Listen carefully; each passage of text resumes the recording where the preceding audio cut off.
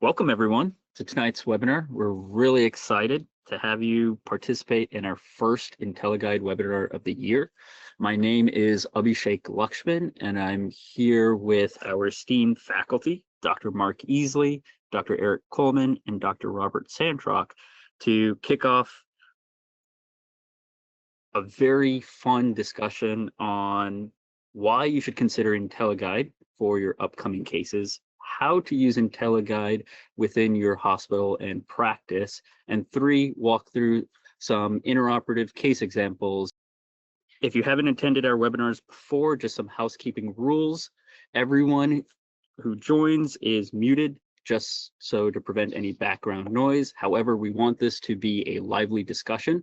You have the ability to post your questions in the question panel, and so please type in any responses as we go through the presentation.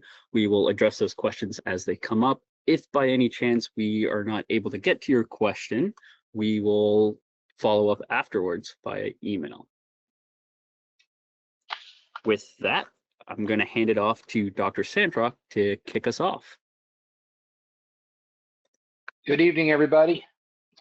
Appreciate everyone taking some time out of their evening and spend it with us. We always have a good time when these webinars, having a lot of fun discussions about things that can really impact your practice and how to incorporate this great technology tonight at PSI. Just as a housekeeping issue here, the speakers and myself are paid consultants. We have Mark and I in particular also receive royalties for products, and we want you to make sure that you're well versed in all the instructions from the Treese company. And if you have additional questions, your rep should be able to walk you through those. With that out of the way, let's get started. And I'm really excited about this. I'm passionate about this. You know, my background is orthopedic foot and ankle surgery. I've practiced for 25 years now, and I've been very interested in 3D modeling, CT scan use, as well as using a patient-specific instrumentation. Been very privileged to work with Dr. Easley for quite some time, starting in the total ankle realm. And it seemed like a natural fit to consider deformity correction with patient-specific instrumentation. And so we've been working on this for quite a while. It's been actually a lot longer than what you've been visible to in the background. And in particular, your faculty tonight, Eric and Mark and myself, have done many of these cases, and hopefully we'll give you a flavor of what it can do and how it can be done for you. These pictures here are the striking thing that comes into all of our offices, maybe not all the same day, hopefully, but they do come into your office quite a bit, where you have a massive deformity of the bunion, but it doesn't look like every other bunion necessarily. And I can remember my last day in fellowship looking at a case like this going, how are we going to get that corrected when there's no IM angle to work with? And so you can see a majority of these cases would represent metatarsus adductus, or that low intermetatarsal angle with a high hallux valgus angle. Very difficult surgeries to work with when your vectors are all jammed up because of the lessors. So, you know, this is something that is really easy to see where you could apply some patient-specific instrumentation to get you over this big deformity. But it can be also done in the simpler cases as well. And I just want to ask my colleagues here on the call, how often are you seeing these severe cases? I'll throw out for myself.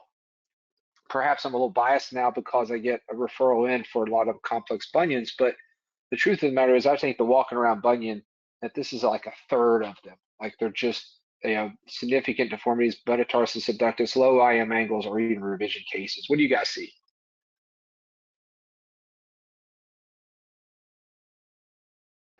I mean, I'll go ahead. For me, I would agree. I think it's about 1/3.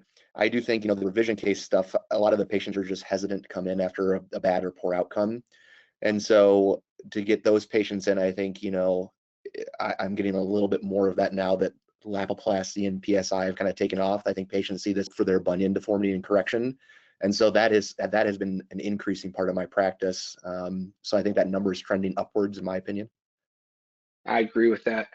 And Eric, when do you decide, just in a general sense, 1 or 2 sentences, of when PSI would be coming into your algorithm or your thought process Does it have to be a complex case? Is it every complex case?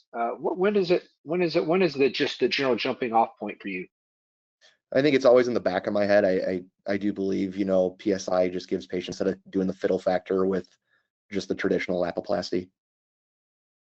Yeah, I'm with you. I started applying this almost across the board, in part because I believed in it so much after my experience with total ankles. I completely went to PSI, but also because of the fact that I was trying to learn.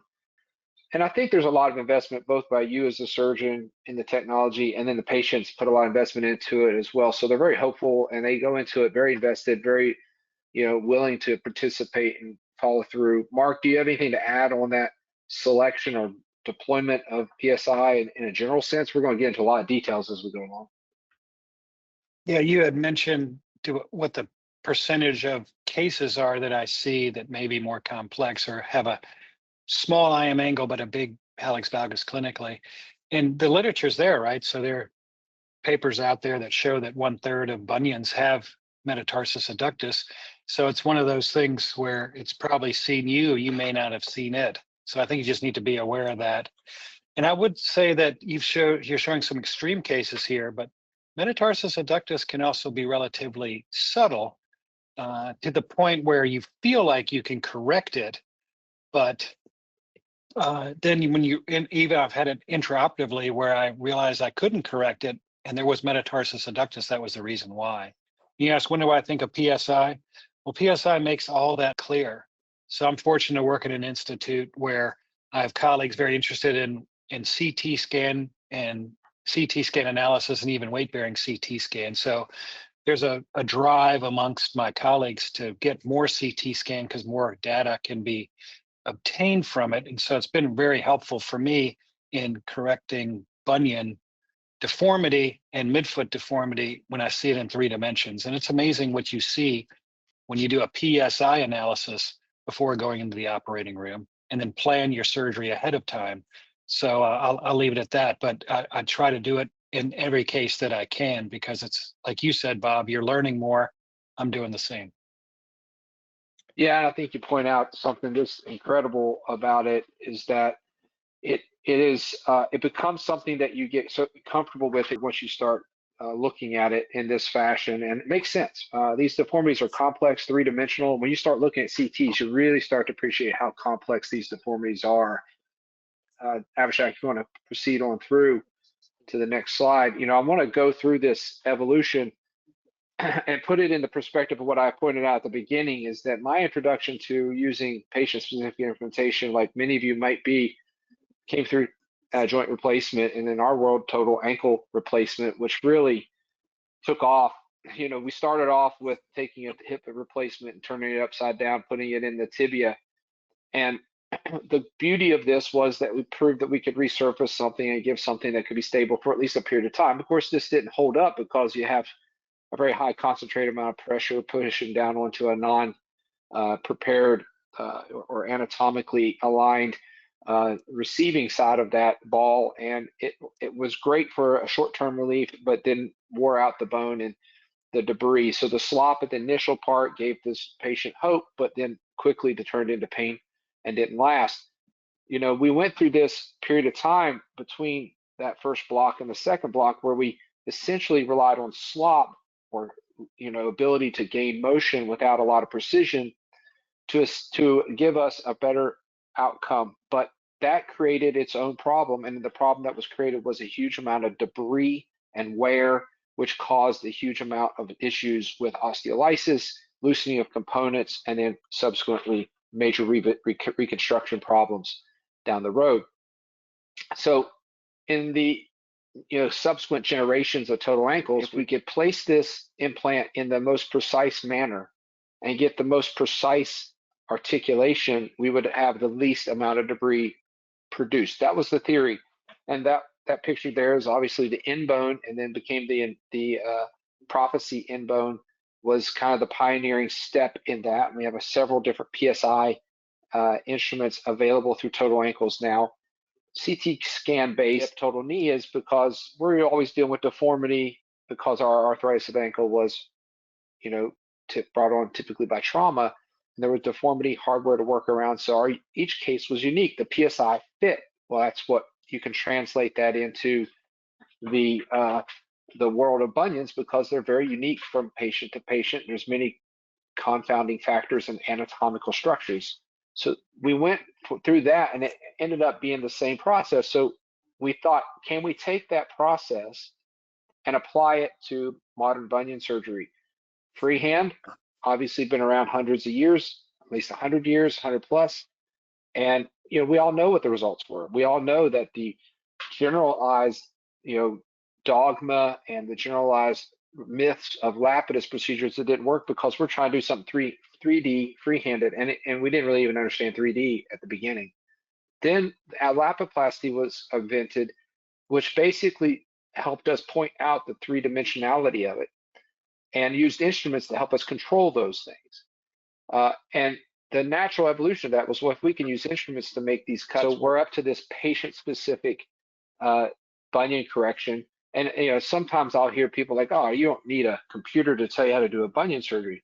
No, and I don't need it for every case, but I certainly enjoy it in every case more than not having it. And so with that, you guys are obviously PSI users, and I want to bring up one of the big topics that comes up is, how do I access into this process? How do I get what is going to be required, which is a CT scan? Myself, I went out and bought a CT scanner. I bought a weight-bearing CT scanner. Said I'm going to have it. I did it for my total ankles. I'm doing it for my bunions. It's part of what I do. So that's the extreme example. My practice has been bought by the hospital, and they bought my CT scanner. So I'm very, very lucky, much like Mark, who has his own scanner in his institution as well. But what's the jumping off point when you guys have talked to other people? What do you do, and where do you get your scans?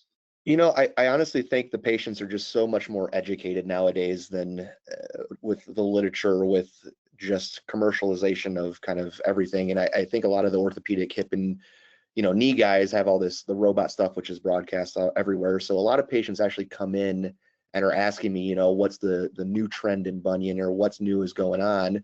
And so it's almost like a natural flow where, they have this bunion deformity. We're talking about, what do we do conservatively? What do we do surgically?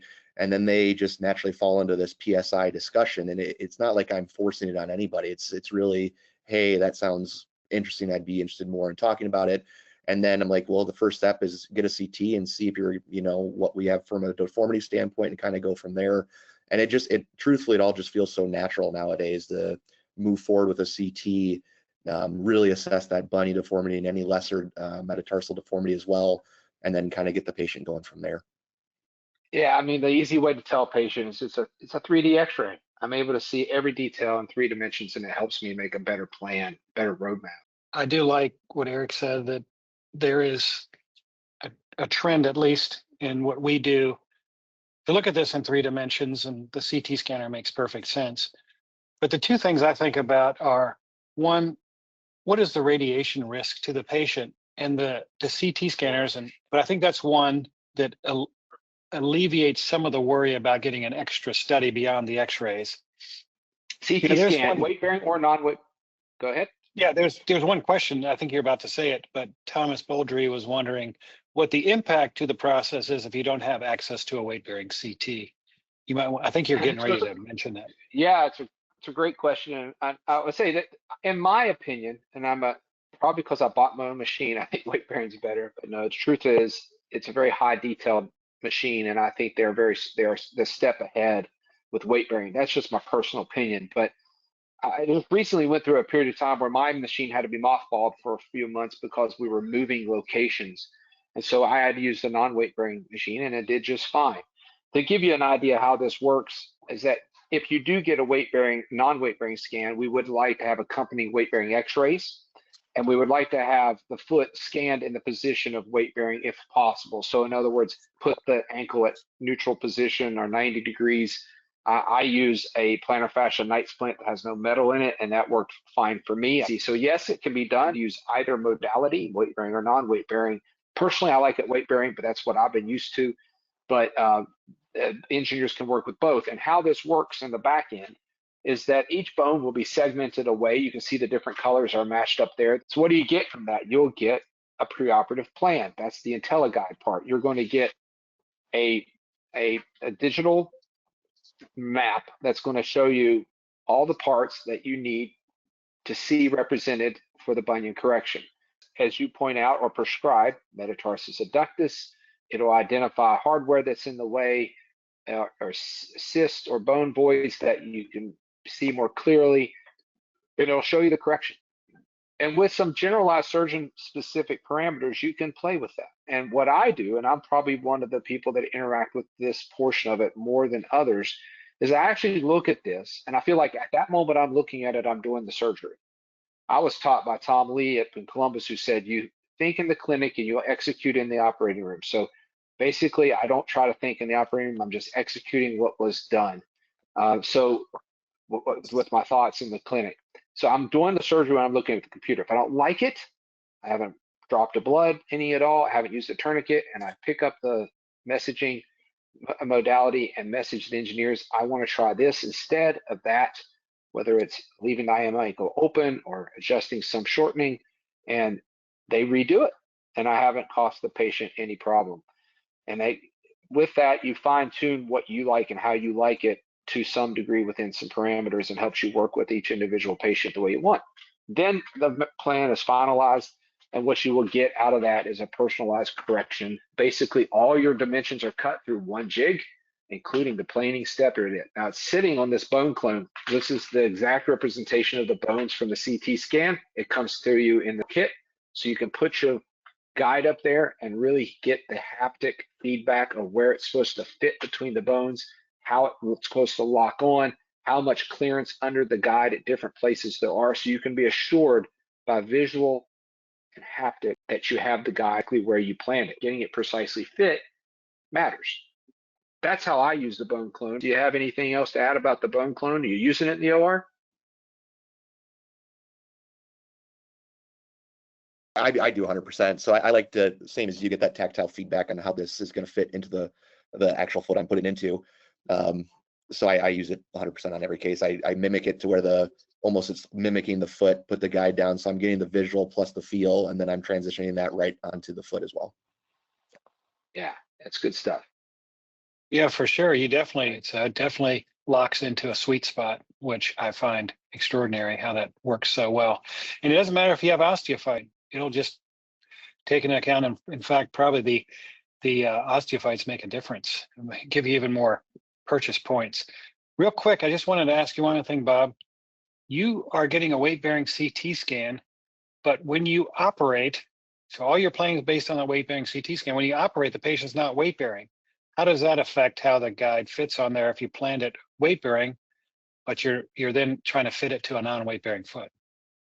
Yeah, great point. And I think a couple of things I learned early on. Number one, I'm constantly simulating weight bearing in the OR. So I'm putting my hand underneath the plantar foot, pushing up and giving some plantar pressure to kind of simulate weight bearing when I have the guide in place. The other is that I've learned is that I do not release hardly any soft tissues at all during my application of the guide. And then after the bone cuts, until I have everything completed, I don't remove any bone slices either. So there's no planing step, there's no capsular release other than just making a hole in the top so the keel will fit into the joint. And so I'm very minimal soft tissue stripping and removal, unlike the other, everything we teach you in lapoplasty has got to get all loose before you can make your correction. Well, the correction is not going to be made until after the cuts are made now. So no lateral release until after this is done. So everything comes in a different order. So no planing step, no corner chisel, minimal dorsal capsulotomy, no lateral release, make your cuts. Then you can proceed forward with the other soft tissue releases after that's done. So that and constantly simulating weight bearing in the OR is what I do. Yeah, Alan Berman was asking, are you getting PSI for your basic lapoplasty cases or mostly just for metatarsus adductus? And he says, sounds like you are advocating or enjoying using it on straightforward or straight, just isolated lapoplasty cases. Eric, what do you think? Yeah, I've been transitioning, I think I started more with the metaductus, and now I'm transitioning more into just the straight lapoplasty world. Yeah, I have to add there. The other part of it for me is that I don't know if I have simple bunions. To me, the hardest bunion in the world is where there's minimal metatarsus adductus, but it's there. It's minimal, like this case we're showing right here. This is one where it drives me crazy. Like that would be a standard lapoplasty most of the time, but it's barely got some metaductus. And do I need to correct it or not? So if I'm not going to correct it, I want PSI. That's where I'm at on this type of thing. Yeah, and then Eric Jensen was asking, is there an advantage to using a ski jumper view when planning versus using just an oblique view? I think that I always get kind of the axial sesamoid view as well on all my lapoplasty metaductus patients, because I do want to visualize that prior to going in the OR, what my correction is going to look like. I think the PSI system has really helped me even further visualize that, because I was prior to PSI kind of trying to template things and really getting a feel for what the sesamoids were going to do, and that didn't always play out in the OR. So seeing it under a plan that you can work with the engineering team has been phenomenal, to be like, okay, this is what we're going to do. This is really what you can anticipate the sesamoids to do. This is really what you can appreciate for your correction, and then really dialing that in the OR is phenomenal to see. Yeah, so let's go on with this. So why should I consider this?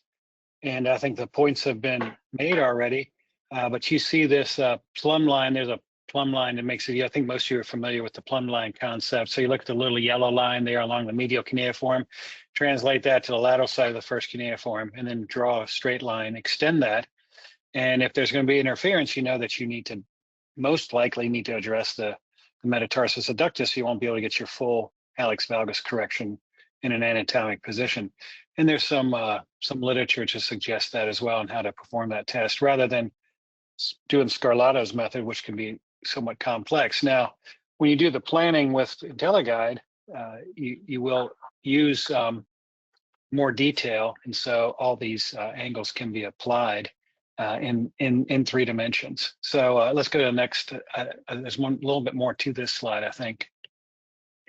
And so this is what it would look like. So you have this depiction. You have a pretty good idea that it might need to be done. And then here it is actually in action. So here's metatarsus adductus being corrected in planning in 3 dimensions. So you can see that here. So in this transverse plane, we're going to first, or the AP plane, we're just going to move the metatarsals, lesser metatarsals out of the way, and then correct the first race. So you basically already had the plan. You're not doing, as Eric mentioned earlier, you're not thinking about this during the surgery, and Bob mentioned it too. You've already done all this ahead of time in 3 dimensions. That's good. Abhishek, go ahead and move it forward. Yeah, and then here's just more of the correction where you can force this a bit if there's metatarsus adductus and overcorrect slightly, but you get a pretty good idea of if it's going to be possible or not. And granted, some feet are a little more flexible than others, but I think it gives you a very good working concept before you ever step in the operating room. All right, let's go to the next slide. So why should I consider this, right? So here it is. You've got a standard instrumentation. I think most of you are familiar with this for adductoplasty, but you can see here that you have these cuts planned already. You know how much correction you need. So you don't have to decide, is it going to be 6 degrees or 9 degrees? You don't have to decide, is 6 degrees going to be enough? Am I going to have to make a second cut? All this is specific to this particular patient, granted with your plan. And if you make this plan, you can work with the engineers, but you look at it in 3 dimensions. So you're working on all 3 planes. So you can see that depicted there. Let me ask the group, do you have any thoughts of when you do adductus correction? So Eric, when you're doing your adductus cuts and you use the IntelliGuide system or these PSI guides, what's the difference from when you used to do it by traditional means? Where are the advantages?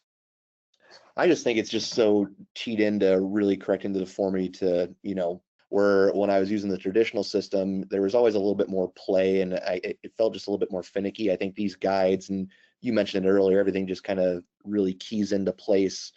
It takes advantage of the landmarks. So if you look at the IntelliGuide for adductoplasty, if you look at where it was a mini system, so you can shorten your incision, but they're outriggers. So if you look carefully at the outriggers, they match the metatarsals, and they match the cuneiforms too. So it gives you another reference point. So if I feel like I could slightly be off where it's sitting over the second and third TMT joints, I then reference those outriggers because they'll match the metatarsals. So it gives me confidence that I have the cut guide in the proper position. And I'll do a fluoroscopic check, obviously, but that's good. Maybe we can go, you can see that here. Let's go to the next slide. Right, and so this here is for the first tarsometatarsal joint. And this is the debate, right? Or can we keep the IM angle slightly open? All this is based on your planning. What is your preference, Bob, when you do this? And could you also, maybe just for workflow, what have you learned with regard to in what sequence do you do this? If you have a cut guide for the first and you have a cut guide for 2 and 3, what's your sequence? How do you proceed? Yeah, I'll take that part first. I want to keep everything as tight and as high precision as possible. So for me, the workflow is to make my minimal dissection I told you where I did my first TMT, make my joint resection with the cut guide, but do not remove the joint slices, leave them in place. Go over, do the metatarsal, lesser metatarsals the same way, very minimal dissection, always constantly thinking of the weight-bearing situation. Let me stop you there. So why are you doing that? The sequence doesn't make sense, or it doesn't seem to flow. Yeah. Why would you not just do the adductus and then come back and do the first after you expose the IM angle? Why are you doing it? Why are you making the cuts on the first as a first move? Because I want the correction to be flexible. So if I don't cut my first, when I go to and I just proceed through like the old traditional way of doing adductoplasty, then I have relatively tight resistance from the medial side when I go to correct the adduction. So I want that tethering to be there, number one. And then the cut guides all seem to line up better and work better if you can have that, the correction ready to go. But if I remove the bone slices, now I've created slop and I don't have the precision to hold the lesser metatarsal cut guide in place. That's why I do it. So make my joint resection on 2-3, and then then I'd go and do the lateral release, and I'm now completely at the point of fixation like I would anywhere else, and just start from 3-2-1 and work my way across just like before. But that's the order that I go in. The question here is, can I keep the IM angle open? Yeah, you can, and I do at times, especially if for example, the case when I said the hardest case in the world for me is the mild metaductus that I don't want to treat. The metaductus, I want to do just a lapoplasty. I'll leave the IM angle open a degree or two to give myself room for that metatarsal head to not butt up against the slightly adducted second. I also, if it's going to adjust the amount of joint resection, because if I have a very, very steeply cuneiform and my cut goes all the way out the medial side on the cuneiform, I'm going to take a lot of bone out. Then I will leave the IM angle open a bit just to get the bone congruent so that I don't have to shorten excessively large amounts. And those are adjustments I make technically on the computer, but on paper, so to speak, before I ever go in there, and I'll say, change this and let's shorten it up to 1 more millimeter, exit out in the joint, 20% to the lateral instead of all the way at the medial edge, whatever, and let me see what that looks like. And then they recreate it for me. Got it. Let's go to the next slide, Abhishek. So Eric, tell me about this here. When you're looking at the sagittal plane, do you tend to make little adjustments? Bob and I talked about when we first started doing these that we felt there could be a tendency toward a little elevation of the first raise. So do you tend to build in a little bit of extra plantar flexion? Do you just keep it neutral? If you have a shorter first metatarsal or you perceive that's shorter, can you find ways to talk to the engineers and take less bone off of the cuneiform, or on both cuts?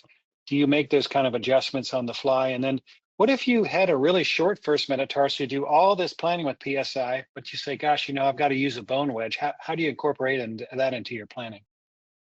So yes, for the elevatus component of the sagittal plane, I am building in a little bit of a negative sagittal plane degree.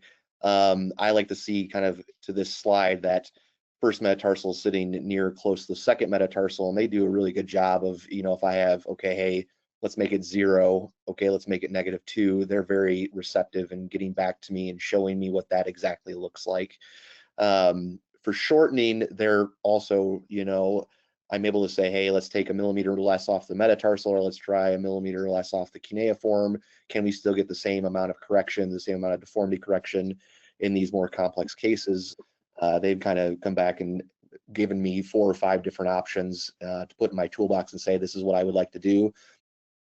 Yeah, so the sagittal plane you can work with. And in fact, if you look at the picture on the left there, you can see where the resection can be. So you can adjust that. So the cut guide will say you can make adjustments in the sagittal plane. And as part of the planning now, you see the pictures on the right where you see the views from the AP view. They will also be in the plan now where you can see it from the sagittal view to get a really good idea. And then you can double check that in the operating room, obviously, as you're planning to make the cuts. Let's go to the next slide, Abhishek.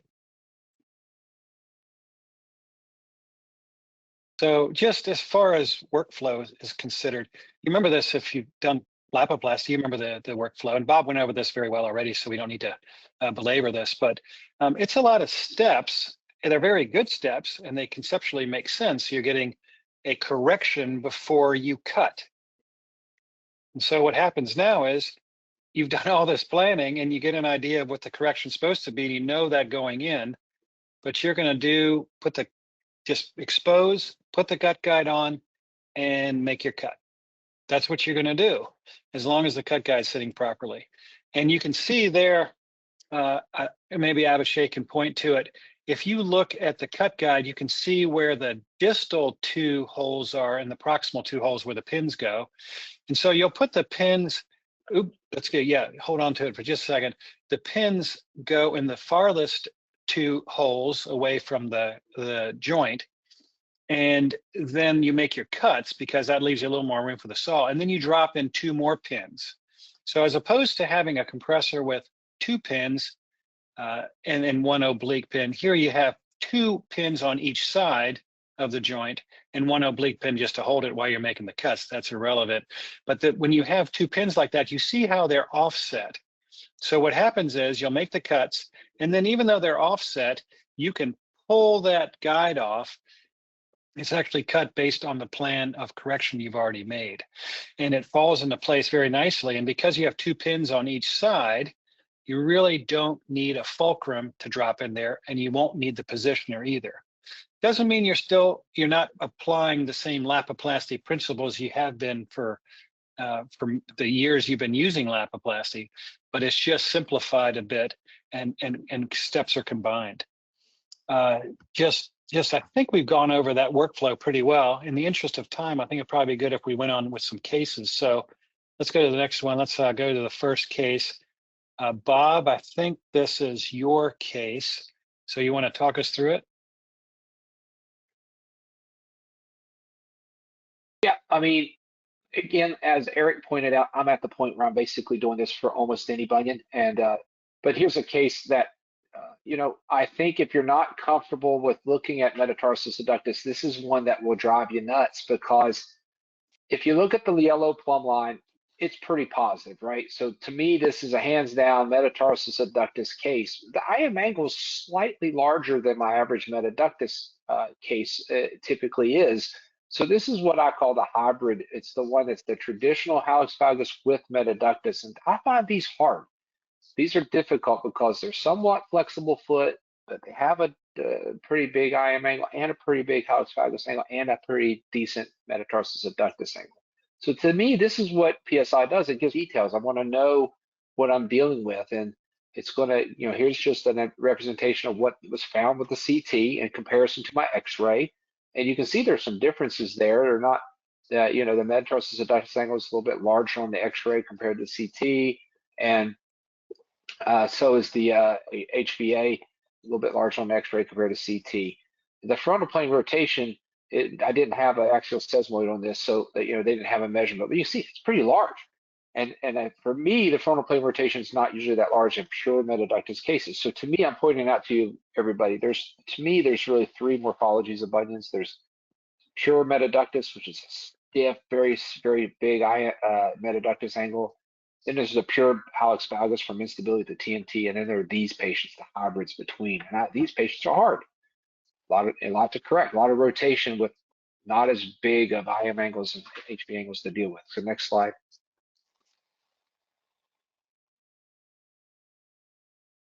And so I got my plan, and here's what we do in the operating room is we print out our pictures from our IntelliGuide, and we tape them up right on the C-arm, right next to the image where it's going to pop up.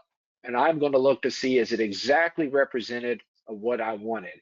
Now, before I got to this step, I put it on the bone clone. I saw where this was going to sit, and I was confirming there. And the key I want you to see here is if you look at that little dot between the cuneiforms, that's a reference hole. It's not a pinhole. That reference hole right there is giving you an alignment. If you get a perfect circle there, you're perfectly orthogonal to your cut guide, which means that you should be able to see represented the exact cut slots. And if it lines up where you have it predicted to be lined up, then you know you're in the right spot. So you can be assured, pin it, and then go for it. Once it's in place. Let me ask this, Bob, while you got you there. So say it fits perfectly on the model. You're in surgery, and you are damn close. I mean, it's almost perfect. It just maybe one point doesn't contact perfectly, or it's off by, you know, just a hair. Does that matter? I guess the straight answer is I don't know. Every situation is a little different. If you have a doubt, you've probably applied the instrument wrong. So when I see that scenario, the first thing I think of is I got something in my way, not letting the guide sit correctly. I'll go and double check that, make sure I have nothing underneath, and that I've cleared off this soft tissue where I needed to get in contact with the bone. This is designed to fit in contact with the bone in certain places, and you got to be aware of that, especially like the proximal lateral first metatarsal, very thickened capsule there. You got to make sure that the guide is in good contact down the bone as best as possible. So that's my first thought. Now, the second thought is how is it off? Is it off in rotation, which I think is a very high likelihood of magnification of your correction. So I would be very cautious about that. If it's off by 1/2 of a dot of that reference hole in the intercuneiform space, probably not going to care that much. So it depends, I guess, is the answer. And the first answer is, I think, is it on correctly? I call that get everybody out of the pool. Those of you who are rich who grew up in country clubs, this never happened to you. But if you're poor like me and grew up in a community pool, once an hour they had everybody get out of the pools. So everybody out of the pool, check, make sure there's nothing in the way, put the instruments back in. That's what I do. Got it.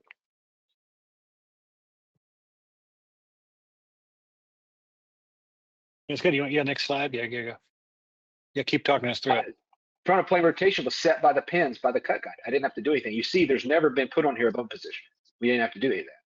So those are now, when the compressor goes on, they correct the rotation. That 19 degrees of rotation was corrected for me right there. As we just used the compressor, just by dialing in the compressor. With 4 pins, it goes true. You don't have any of this necessary to torque the compressor anymore, because it's going to go true with the 4 pins aligned where it's supposed to be in the reduction. There's no fulcrum. You're familiar with temporary pinning. You'll see the construct there. It's just something you guys, if you go to Orlando, you'll see this is my new construct where I'm using an S4A dorsally and a micro quad medially. It's just my new thing. We'll talk about it another time, but I think just points out there's a variety of ways to fixate, fit your fancy. Yeah, it looks great. All right, let's go to the next case. I think Eric, Bob, real quick before we move on to mine. Sorry. If you end up with so in hybrid cases, this is all for my own education. Hybrid cases, I would always struggle a little bit with my correction isn't perfectly ideal, and then I'd troubleshoot, lateral release, et cetera, et cetera. Are you doing anything in those cases with PSI now? Like, are you running into those situations where something's not ideal and you're having to troubleshoot a ton? No. So at least I've been able to account for it in all the planning up to now. So I still do a lateral release like normal, but I do it after I've done my correction, after I've done my resection. I still check the intercuneiform space. These hybrids are weird. Some of them have intercuneiform instability, some do not. 24-year-old female, and I think this goes back to our original question of, am I switching over to some more traditional, straightforward lapoplasty? And I would say yes. On this one, I had plumb line to me was positive, so I put this in the same as you, Bob. I put this as almost like a tricky hybrid case. On top of that, she was 24, and I'm respecting the soft tissue a little bit more and not having to stretch things with the compressor and distractor. But well, that was also going into my algorithm for this young lady. And you can see just to the degree of planning that, you know, we get from this PSI submission to our engineering team. They really break it down for you, and, you know, all planes, frontal, transverse, sagittal. And that just gives me so much information. I feel very armed going into this case moving forward on how to correct this patient. And go ahead and go to the next slide.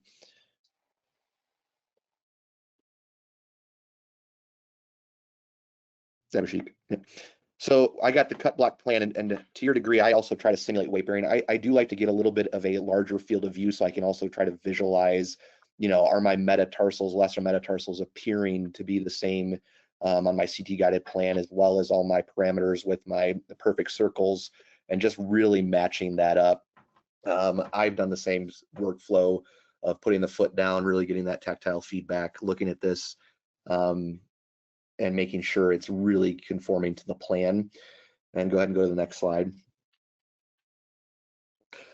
And I have very good reps that are, you know, steps ahead of me, so keeping everything going. But I'm looking at these cuts, to your point, and making sure that I'm not missing anything, you know, in the space. And I take a lot of time here when I have my cuts done that have come out so neat, is I'm still doing my steps. I'm really fenestrating, you know, my space to make sure that I'm going to get a good fusion. And I am a big stickler on my sagittal plane look. I'm taking a lateral x-ray once I get these guides compressed to make sure that I have no elevatus. And I same as you, as I'm hanging up not only the cut block pictures, but I'm also looking at the post-operative, you know, plan to make sure that I'm meeting those standards as well. Next slide. And I think here, again, back to my stickler, I'm trying to simulate weight bearing, and there I'm using kind of the IntelliGuide set to use a plate to simulate weight bearing. On her, I did have the intercuneiform instability. I think you can kind of see it in the middle x-ray here. So I did go ahead and put the intercuneiform screw in, but I was very pleased, you know, as well as in all planes. I felt very confident in her correction for a young 24-year-old female.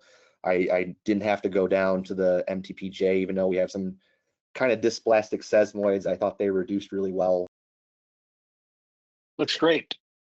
What do we have? Go to the next slide. Yeah, so this is one of mine, and I just think that, to me, this is exactly the case Bob talked about, or maybe not even. So I do think that I could probably get away with trying to do just lapoplasty, but she also had midfoot pain and some arthritis. But when I got the study and looked at it in 3 dimensions, it made it much more clear there was metatarsus adductus. And I think that's just a deceiving x-ray.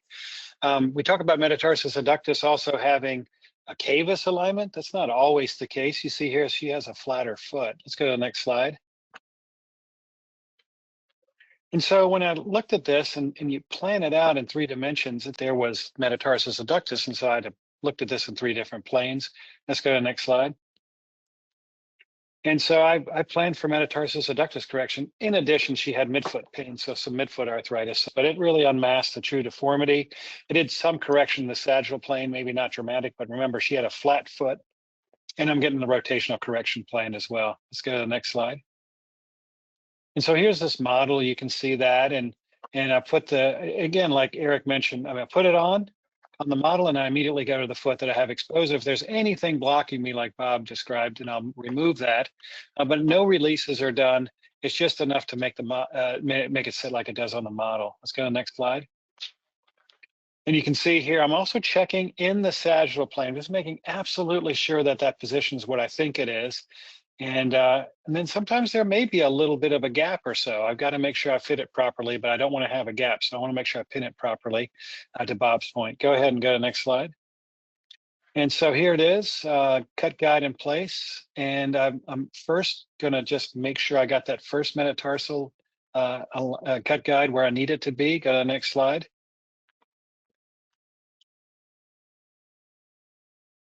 Yeah, and then you can see here, like Bob described, I went ahead and made the cuts, and the cuts are there.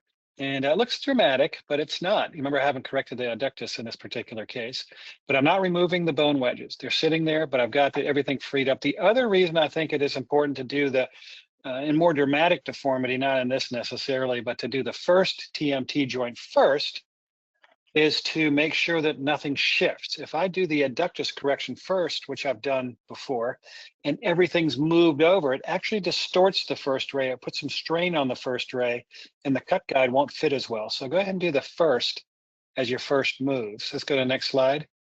I haven't removed the bone. Now I'm going to look and see how this adductus guide fits. And you see that outrigger there? You see that, maybe Abhishek can point it out. It's that little paddle in the front. There's also one toward the cuneiforms, but that sits right there in the metatarsal. So in addition to looking how it sits on the contour, even with osteophytes or over the TMT joints, I'm also looking how it matches the metatarsals, those outriggers. Go to the next slide. And you can see it in place. Go to the next slide. I've pinned it in place. And then I'm just going to double check AP and an oblique where I'm looking down the second and the third, just like we did before, just to make sure it sits. And hopefully we'll get to the point where we really don't even need to double check this anymore. Let's go to the next slide. Well, these cuts are planned. Then I'm going to make my cuts. Go ahead, next slide. And then, like was mentioned, these, I don't know what it is, but it's the same technology. So I'm freeing them up. Next slide. And then I'm going to pop these bone fragments out. Let's go to the next slide. Here's the feather rasp. Let's go to the next slide. And then now I'm going to remove the bone. And Eric showed that nicely. Just make sure everything's clear. Go to the next slide. You can see how the 4 pins, everything's lined up now. So the correction, the rotation is now corrected when I drop that the compressor in place. Go to the next slide. That rotation is corrected there. You can see it there as a little video. I don't usually make yeah, it's okay. I think you got it. Just do a little video showing the rotational correction. I don't make this giant incision, but in this case, I did feel like I needed a lateral release. So I could do the first web space, but remember on the CT, it had the large prominence. So I can be lower profile on my exposure here, but I went ahead and made a medial approach, shave that down, just reach through the joint to do my lateral release. Go to the next slide. And here it is, I'm getting it lined up, and then my fixation, I think that's all pretty straightforward. You're familiar with all that. Go to the next slide. But what you didn't see me use is a fulcrum or a positioner doing this, and here it is, lined up better. Maybe I could have done so. If I really wanted to be cute about it, I could have also used that isolated cut guide just for the second, where I could have shortened the second at the TMT joint. I could have done that as well to get less discrepancy between the first and second, but you can see that there. All right, let's go to the next slide. We got to pay a little attention to time. Yep. Quick question from the Yeah. audience. Oh, sorry. Yeah. Oh, I see. Yep. Can you talk to the frontal plane rotation compared to traditional instruments? Is there more to be achieved in PSI? Well, all of you are good surgeons, so I'd say that you're vigilant about it. And so I do think that, and then I'll answer this from my perspective. I'm not very good at getting a sesamoid view intraoperatively. I try. I do my correction looking at that AP view, trying to make sure that the lateral metatarsal head is flat, that the round sign is gone, and that I do the best with my sesamoid view. Here, I worry about it less. So I think we're good surgeons. You guys are good surgeons. You know how to get the correction. It's just facilitated. I've already made the decision preoperatively exactly what I want. Otherwise, I'm just looking at it, thinking about what I might need. But in this case, I'm going to go ahead and I've got the pins there. They're dropped in place, the cuts are made, and then I drop the compressor on and it all lines up. And that's my correction. Now, with that said, it's still lapoplasty. So I will have to go back and do some soft tissue release. PSI cannot tell you exactly where the first proximal phalanx or the great toe is going to sit, and it cannot tell you where the sesamoid is going to sit. So there may be some contractures you have to deal with, but the metatarsal rotations planned correctly in 3 dimensions, but you still have to account for the soft tissue contracture. All right, let's go to this fourth case. Yeah, I this think is that's one of my Eric's. Yeah, this is one of my metatarsus adductus cases. So you can clearly see, again, all the planning that kind of, we get all this information, can see every three planes here. And to me, this was a pretty significant metatarsus adductus case. My kind of barometer for when I start thinking about correcting metatarsus adductus, at least for me, is anything over 20 degrees. And are you guys any different for that when you start thinking about correction? I'll jump in real quick. I just think I use the plumb line just on simple terms, and it's drawn here. So if I see that it's going to be an interference, and I think there's a nice little way to do it. And Jody McAleer has also shown it nicely, where if there's interference, I've got to move them. So I base it on a plumb line. But I tell you, see it in 3 dimensions, just with the PSI planning, you really understand when it needs to be corrected. I'd agree. I echo that. Especially this bottom picture on the right hand of the screen, the frontal plane, you can see the lesser metatarsal is also so rotated. I just figured this was the perfect case for a PSI metatarsus adductus case. Go ahead and next slide. So again, we get all the preoperative planning, and unfortunately these intraoperative images didn't come out the great, but again, you're trying to perfect circle these to your match the plan. And I have all of these again taped up on the computer to really visualize what I'm looking at. And again, I'll spend a lot of time making sure that these are perfect and trying to get those more, long images of all the metatarsals as well, just to make sure that I'm getting good alignment. Go ahead and go to the next slide. And then it's pretty straightforward. I like just the 2-prong kind of playful, for lack of a better term, what I'll call it, on my lessers. For me, I actually put that tensioner distractor device for the lessers. I'll put it as super far lateral on the third as I can to really get good compression. It'll help swing the metatarsals over. Sometimes when these things are difficult, I'll also go ahead and put it on the second as well. It's pretty rare that I have to do that with PSI anymore. I can usually just kind of get away with putting it over laterally on the third, and everything really comes together. And going back to the point of these cuts just come out precise, that I don't have to, my workflow is just cut down because I just don't have to put the distractor on, pull it off, put it onto the second, put that, distract and compress everything, then plate everything around it. It's really just reduced my workflow. And just like Dr. Easley and Dr. Santrock said, I leave, my cuts in on the first before I go over to the first metatarsal, and then kind of work there as well. But then it's just, again, traditional lapoplasty. Go ahead to the next slide. I was torn on her for a distal Aiken, and I went ahead and did it. And then this is kind of my postoperative imaging. She's kind of given a little bit of a peace sign here. I wanted to consent her for the lesser toes as well, but she just didn't want to do it, and there was no pain there. But I was worried about this in my postoperative kind of findings. But for her, she is, you can look at how much deformity correction we got. Everything is really rectus. I don't have a lateral here, but the lateral is the same. It was a dorsal elevated first metatarsal, and we got that to be a nice neutral metatarsal. So this just shows PSI system and the kind of correction you can get out of it.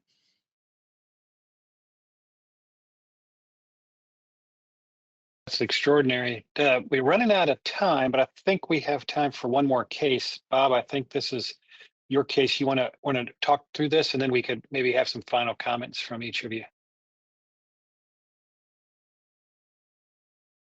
Yeah, again, I think you're going to start hearing the same themes go over and over, but just to reiterate them: positive plumb line, typical metatarsus adductus case. Metatarsus adductus angle's right there, pushing at 19. Look, and so this is one plumb line positive, pretty positive. Looks like it's more positive than a 19 degree typically. So yeah, this is going to be the full-blown case. I feel like with PSI, I can, as Eric mentioned, I think I can get less dissection. It seems to be smoother, easier, less swelling anecdotally. So I'm preferring this as my method. Go ahead, next slide. So the plan was pretty straightforward. Get my looks, get intraop pictures, try to match them up as closely as I can, looking for that identification hole on the first ray. Looking at we also have identification holes on the lesser TMT cut guide as well. So this went very well for that. And so I was very confident, not only with the haptic feedback, but the visualization that I was getting the resection on. The pictures didn't come out quite as clear as it was in the OR. Next slide.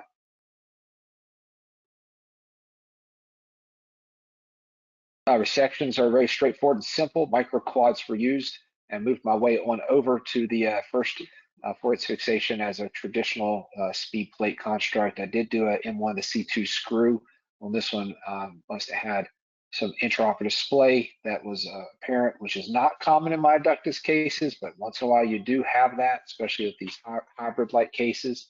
So this was pretty straightforward. And you know, to me, this case takes off about 30% of my OR time.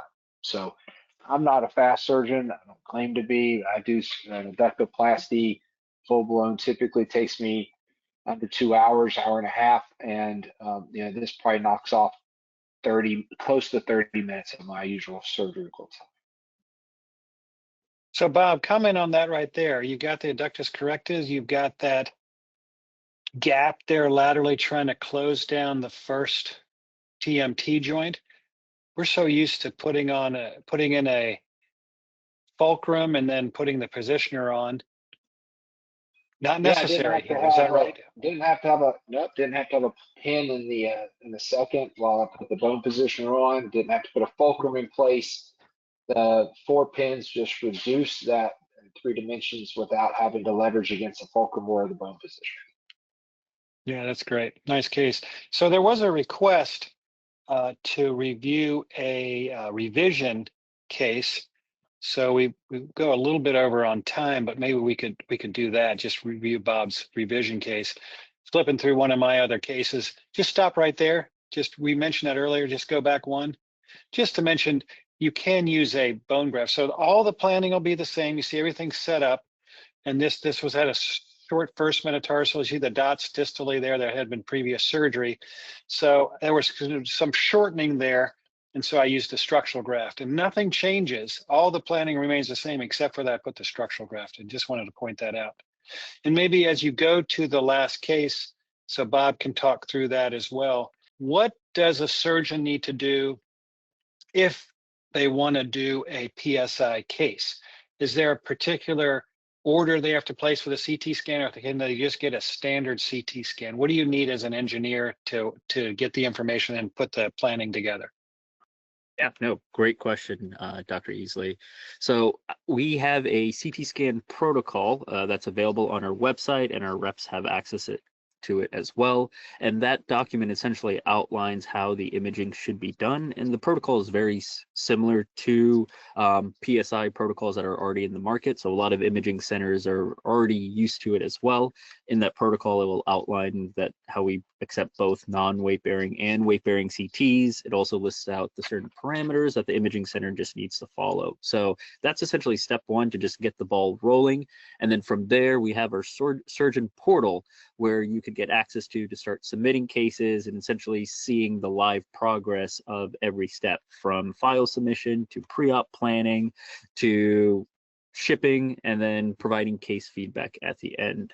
And so as a surgeon, as you're seeing this product is available. So if you have any questions and eager to use it, please reach out to your rep to get access to the product.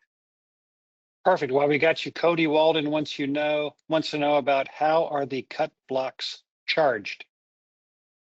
Yeah, great question. So there's an individual charge for each cut block, very similar to how it is seen in total ankles. And for us, we work very well with you and your pricing team. Got it. All right, we're running out of time, but again, there was a request to see a revision case. So Bob, if you have just a minute, could you efficiently just move through your revision case so we can include that as well? Yeah, if anybody's ever done these PSIs with total ankles, you'll often get the hardware that's in the way. It's marked out here, hardware that has to be removed to do this surgery. So you can see I've got something crossing the joint here.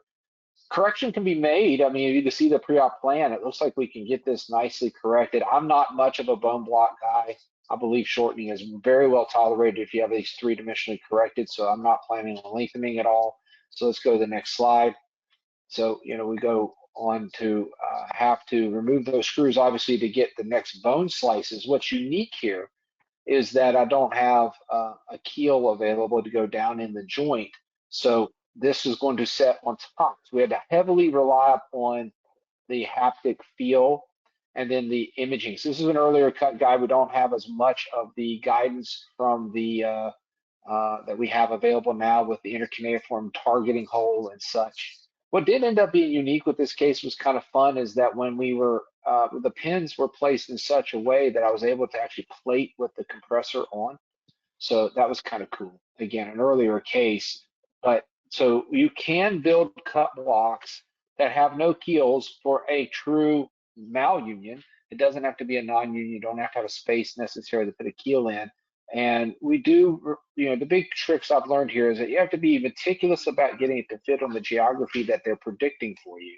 Look at it, study where it's on the bone clone and what periosteum has to come off. I use a Bovie judiciously right on the periosteum to almost caramelize the tissue and pull it off. I try to keep it cool, but it helps me to scrape that periosteum very careful. That a tritone is my workhorse to do that, to get these to fit perfectly, and that's how I get the work to work out there. So went well, did very well. She's arthritic at the MTP, and we know that. I actually offered her that as a revision. She didn't want it, but she has no pain and is doing well at this point. It looks great. So we're definitely over time, but we have one good question to end the session. So Miranda Goodale wants to know, how long would you allow between deciding to get a CT scan and scheduling in the OR? So first off, we'll say deciding to get the CT, it's a matter of get the CT, and then once you have the CT, that's all up to you how quickly you can do that in your particular office. So that's one. Once you have the CT, and you send it to Abhishek and his team, Abhishek, can you really quickly just say, how long does that take? Like for the, what do you usually want to have happen? Does a surgeon send it, or do we give the CT, does a rep get it and the rep sends it to you? Can you describe that step and how long that usually takes? Yep. Yeah. So for the first case, we estimate about 5 weeks. That's just to ensure if there's any problems with the CT scan, in case it wasn't done properly, that we're able to accommodate getting an updated file. In terms of how files are... do you usually get it from the rep, or who sends it? Yeah, great point. So in terms of where the file submission comes from, our portal accommodates various workflows. We have some situations where the surgeon is uploading everything. We have other situations where the rep uploads, or even the hospital staff itself. And even with our portal, you can actually send an invite to the imaging center directly to upload files, kind of taking you away from the process and letting it kind of proceed on itself. So our portal accommodates various workflows. We want to ensure that we set up the most streamlined process for you and your facility. How's patient sensitive information protected in your system? Correct. Yeah. So we have a HIPAA compliant portal that requires multi-factor authentication in order to log in. I know that is sometimes a pain for individuals. All right. And then you said 5 weeks. So one of the other rate limiting steps, which is one of mine, is that how quickly do I actually get back once you reach out and say, okay, your plan's ready for review? So that I will throw that out there for Miranda, that some of the onus is on you to get the information, say, hey, we're ready for you to review, and that you review it and then get back. And then you have the option to download or at least review the plan. And then you can accept the plan or you can reject the plan. And usually when you reject the plan, you have to give an explanation of why. And it may be, I want to cut less of the cuneiform, or I want more plantar flexion, or I want greater rotation, or the IM angle is corrected too much. I want to back that off a little bit. Those are things you can do. So Abhishek, would you tell me, with all the interest you have here and all the cases being sent your way, when the surgeon rejects the plan, how quickly is the turnaround then for you to get back to that surgeon and say, okay, we've made those changes? Yeah, I'll even take a step back and say, yes, it's a 5-week total process for the first case, but then subsequent cases, we see kind of a 4-week lead time is what we're able to commit to. And so by the 2-week mark is essentially where you should start seeing the pre-op plan available for you to review. And like Dr. Easley was mentioning, we account for any changes that needs to be made. So if you're able to provide us feedback or reject the plan and say you would like some additional adjustments, within a day or two, we'll be sending an updated plan for you to review and ensure it matches your preferences. And Eric. along with, Oh yeah, sorry, go ahead. sorry, just one comment on that is with these PSI cases, you also have the ability to set up a planning call with our engineers, as well as a peer-to-peer with any of our esteemed faculty as well, to walk through the plan in more detail. In those planning calls, the engineers can pull up the full CAD in 3D and show individual bones as well and what the cuts would look like if there's any unique deformity. So we see that used heavily for a lot of first-time cases, but then even for subsequent complex cases, planning calls and peer-to-peers are very much helpful. We just had one today with Dr. Easley as well for a PSI case, so very much. And Dr. Check, if I can add one other thing, the portal allows you to make some comments of what your desires. You know, like I'll often say, I see metatarsus, but I'm not addressing it, or something like that. So, you know, answer those questions as quickly as you can. They come by email. The other thing that, or through the portal, they'll get notifications from the portal. The other thing about the portal is it won't let you schedule the surgery if it's within the restricted time frame of getting your cut guide. So you say you want to do the case tomorrow, they're going to be like, they're not going to be able to book it because you actually predict your surgery out on the portal. So if you put it in a time frame that's too tight, it will alert you that you're too tight. Awesome. Perfect. Well, that's really great. Yeah, Abhishek, you want to finish it up for us? I know we went a little bit over, but a lot of good information here. Exactly, and participants are staying on as well. So no, really appreciate everyone's time and listening in. Just some call to actions. Again, this technology is available. So if you are interested in using it, please reach out to your rep so we can get you the necessary information to onboard. Our CT scan protocol is available online as well. So if you already have a patient in mind or considering to get a CT scan, would highly recommend using that protocol so there's no issues when you go into submitting. If you have any questions about pricing or anything like that, again, feel free to reach out. We are ready to expand this technology to a larger base as well. So no, thank you so much, Dr. Easley, Dr. Kuhlman, and Dr. Santrock. This has been a great discussion and overview of PSI, and to the point where we couldn't even get through all the case examples. So we'll definitely be sending those out after with the webinar, so that way people have access to some of those post-op corrections. Anything else, Dr. Easley, Dr. Santrock, Dr. Kuhlman? Great time. Great job. Yeah, great job, Abhishek. No, thank you all. This is a fantastic webinar. We will catch you guys next time. Thank you, everyone. Have a good night. Thanks. Good night, guys.